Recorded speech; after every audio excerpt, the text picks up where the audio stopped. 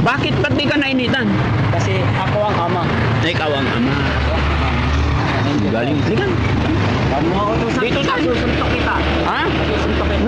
Wag mo suntok. Samahan mo lang ako, kausapin natin yung kapatid mo. Masusuntok kita. Ay, wag. Masusuntok kita. Wag. Tara, doon tayo sa loob. May. Ay, tara, sa loob na lang tayo. Ayan mga kabarangay, magandang tanghali na naman po. Tanghali ngayon mga kababayan, alas 12 tapat.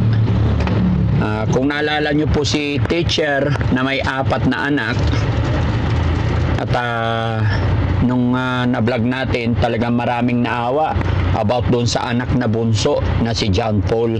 Talagang kinaawaan ng marami dahil sa kanyang murang edad ay napakabigat po ng problema na nakaatang sa kanyang balikat.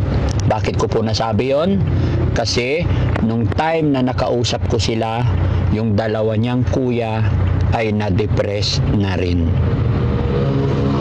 Yung isa is talagang iba na talaga yung sinasabi, pero yung isa ay nagkukulong na rin daw sa bahay.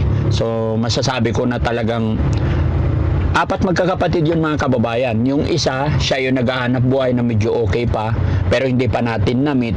Pero si John Paul talaga ang medyo nakaawa. Dahil ayon sa kanya, nung siya ay aking nakapanayam, matagal na niyang gustong mayakap ang kanyang nanay, ganun din sa kanyang tatay. Kaya maraming pinaiyak sa ating mga kababayan si John Paul dahil sa kanyang pinagdadaanan. Kaya naman nangako ang Team Daddy Frankie na tutulungan at babalik-balikan hanggang sa unti-unti natin silang matulungan at maisaayos.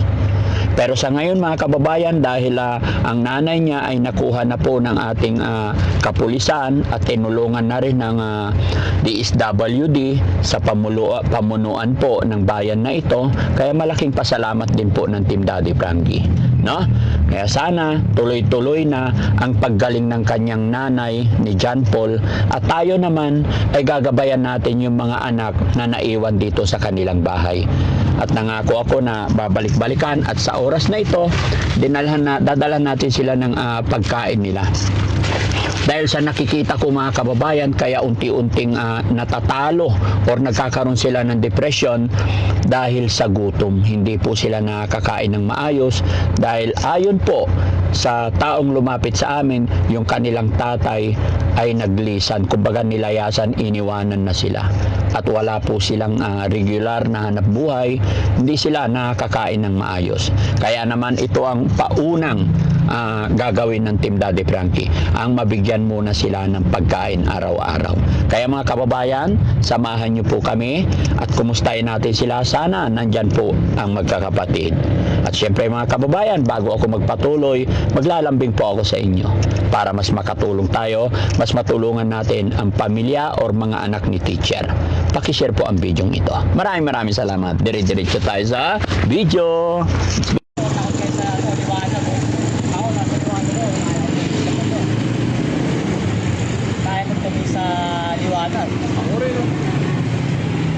Papakain niya sa akin pero wag niyo ibibigay sa akin, ma'am. Oh, hindi ko ibibigay sa'yo. Papasyalan ko lang yung bunsong kapatid. Nandiyan ba siya?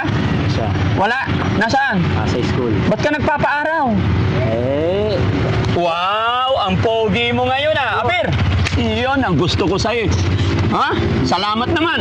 Binigyan ko siya ng pampagupit mga kababayan. Napagupit na. Lalo kang pumogi. No? Pwede, magkwentuhan tayo dito. Mainit dito eh. Okay lang? Halika. Hindi mo kailangan utusan. Sige. Ay, dito na lang tayo. Pero mainit talaga. Hindi, ako hindi ako nasusunog eh. Hindi ka nasusunog. Magkano pagupit mo? 60. Oh, very good. No? Ang laki ng gaba mo dito. Hindi, alam. The day is the day eh. No? Alam ko na mangyayari. Alam ko na mangyayari. Ano mangyayari? Doon sa next, doon sa ano na, yung mga talagang totoong naniniwala sa akin, nagsasapa na sila. Hintayin ko lang sila humingi ng tawad sa akin, matuto.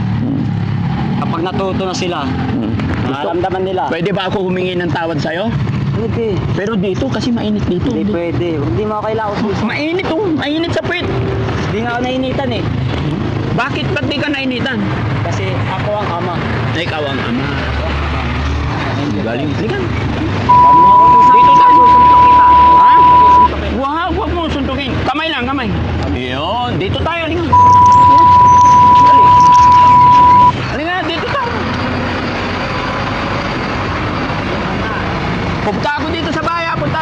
Ayusin mo, ha? Sige. Susunod yan. Puntahan nyo rito. Mababago na obligation. Lahat ng mga tao naniniwala sa akin, eternal life. Sa mga hindi, mamamatay. Sa mga mananakit sa akin, mamamatay din. Tara, dito tayo sa loob. Hindi nyo pwedeng walang bago. Kaibigan tayo, apir na. Hindi na, huwag na. Bakit? O, okay lang tumabi. Para may pagpintuan lang. Hindi nyo ako mautusan. O, hindi ka namin utusan. Hindi na yun, papakita ko pa yung nangyayari sa ano, Patingin. sa kabilang ano. Ayaw nyo maniwala. Nangyayari na sa kabila, yung mga tao ko nandun sila ngayon para magsisi sila. Yan no. Binabagyo ng ano. Nabasag na yung cellphone mo, no? Talaga okay lang. Ba't nanginginig yung kamay mo, bro? Anong nararamdaman mo? Kumain ka na? Kumain na ako. Anong kinain mo? Ano, saging. Saging? Oo. Saging tas tubig. Okay. Okay na yon. Dapat kumain ka rin ng kanin. Ako, kasi tanong nyo pa sila, kumain na. At itong katawan na to, nakakain na to ng karne. Oo. Nakakain na to ng karne, nakita nyo, nagpagupit na ako. Oo. Kala nyo, nawala yung lakas ko. Hindi naman, di ba? Hindi naman. Hindi naman. Kasi, ang totoong ama, andito na. Kasi, ako, kayo na ano, maliligtas kayo talaga. Oo. Maliligtas talaga kayo. Ang pinaka talagang kalaban dyan. Si Demon God. Kasi, Jesus, Baka kunin ng aso yung pagkain doon, yung Jollibee. Ilapag ko sa lamin. ang pangalan niya, si Jesus Mikael Satanas. AKA. Yung isa mong kapatid, nandiyan sa taas? Oh, pero di nyo sila, ano, kinakain nyo pa sila. Okay lang. Okay lang pakainin namin? Okay lang.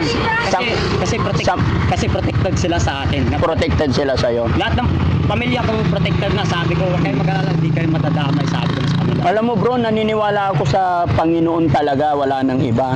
Pero medyo nagkamali ka sa parang hindi na maganda yung naging dating sa'yo. Kaya kailangan iayos natin. Tutulungan ka namin. Di nyo na ako kailangan tulungan, di nyo ako kailangan turuan. Di nyo na ako kailangan utusan, tingnan nyo, nagpapayong pa kayo. Kawawa yung mga kapatid mo, kawawa yung pamilya mo. Alam ko sa inyo, alam ko natatakot na kayo kasi mamamatay na kayo. Hindi ako natatakot bro. Nasa tama tayo, na wala tayong dapat itatakot. Ha? Halika, samahan mo ko. Tignan natin. Di nga pwede! Tignan natin yung kapatid mo. Di nga pwede, sabi! Galit ako ah.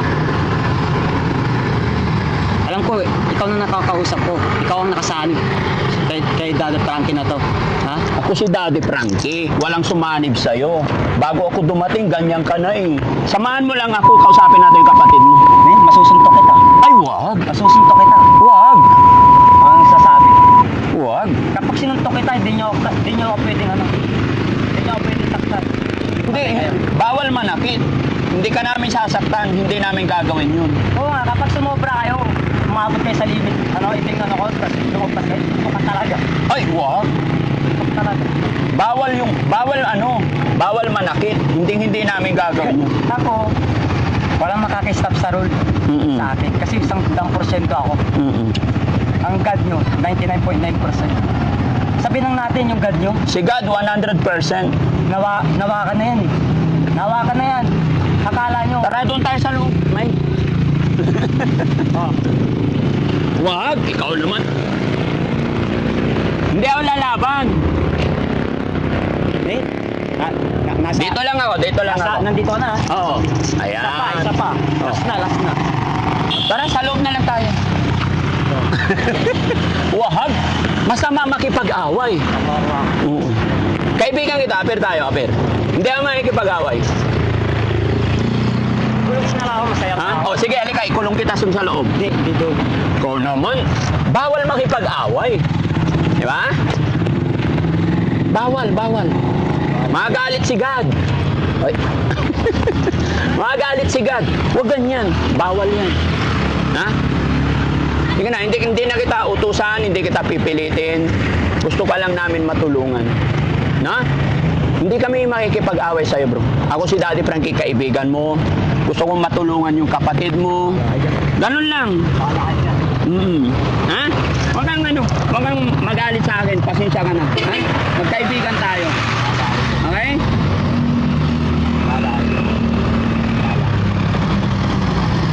Kasi kontrolado kayo talaga ng David. Medyo mga kababayan, mga kabarangay, medyo mainit talaga siya ngayon.